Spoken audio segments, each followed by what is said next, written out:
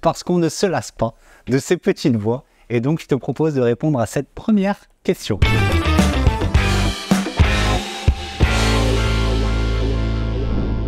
Bonjour Claire, je m'appelle Myriam et j'ai 9 ans. Combien de temps ça prend pour créer un showroom virtuel? Gros bisous à ma nièce, Myriam aussi. C'est un travail de famille, Lolo. Bonjour Myriam.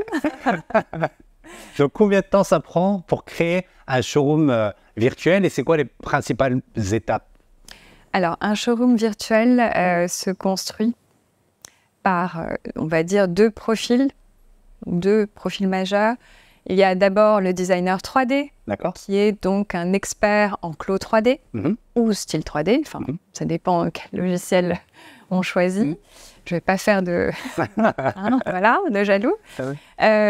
Souvent, certains sont issus d'écoles de mode parce qu'ils ont la formation et ce mode en dispense avec leur cursus MetaWare. Ensuite, il y a le profil art, donc graphiste, artiste 3D, qui lui va designer tout l'intérieur, l'habitacle, le décor en fait dans lequel vont venir s'insérer les fichiers 3D. D'accord. Et ça, typiquement pour le showroom L'Heure Bleue que vous avez vu, en 12 heures par des étudiants. C'est tout. Des étudiants. Et ça aussi, j'ai l'impression qu'on a en fait cette image, les entreprises ont cette image que soit c'est pour les grandes marques, soit c'est complexe et ça nécessite 6 mois de développement, donc on repousse. Et je pense que c'est une des raisons dont on parlait, enfin un des freins à l'usage de ces, au déploiement de ces use cases, c'est les préjugés sur ces solutions.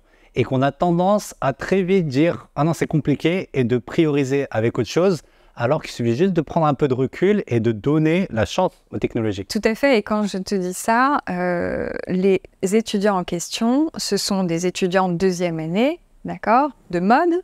Ouais. Hein, donc, ce n'est pas des profils techniques, quoi. Pas et quand je parle des gaming artistes, donc des gens qui viennent plutôt du jeu vidéo, mais c'est pareil, ce ne sont pas des gaming tech, c'est des gaming artistes. Okay. Et tout ça avec un lead project qui travaille avec nous, qui est aussi quelqu'un du gaming, mais plutôt business. Encore une fois, pas un tech. Ce sont plutôt des gens, on dirait plutôt profanes. D'accord. Donc, c'est dire à quel point notre technologie est simple d'embarquement. Et je dirais qu'il y a même une étudiante en master qui avait testé notre technologie. En 20 minutes, elle avait fait son petit showroom virtuel pour présenter son projet.